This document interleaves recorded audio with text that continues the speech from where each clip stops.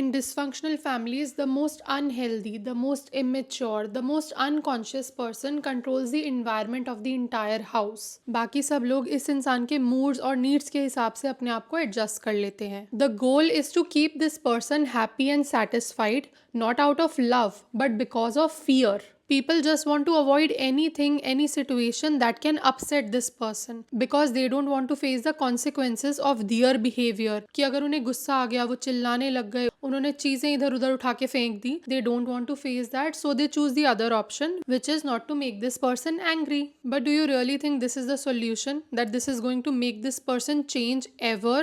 Actually ऐसे behaviour को ना हम एनेबलिंग का नाम दे सकते हैं, क्योंकि आप एक इंसान की फीलिंग्स को, नीड्स को सबसे ऊपर रख रहे हो कि उसे गुस्सा नहीं आना चाहिए. And what you and up doing, you and up avoiding your own needs, you and up avoiding your own feelings. आपको हर्ट भी हो रहा है पर आप कुछ कह नहीं सकते क्योंकि उन्हें बुरा लग जाएगा, फिर वो गुस्सा करेंगे. So that is such an unhealthy dynamic where only one person's feelings matter. And usually this unhealthy person is an adult.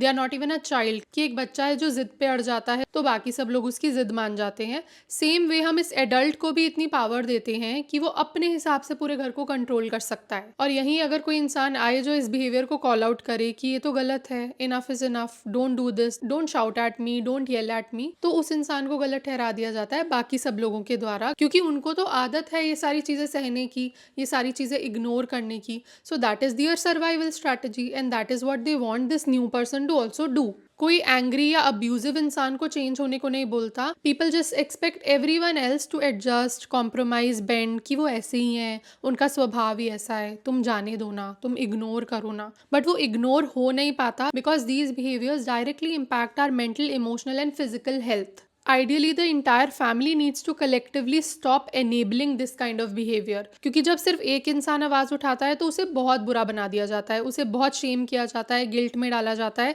कि तुम कितने बदतमीज हो रहे हो, तुम कितने सेल्फिश हो रहे हो, तुम क्यों नहीं उनकी बात मान रहे. जबकि this person is not doing anything wrong by prioritising themselves, by not tolerating any bad behaviour.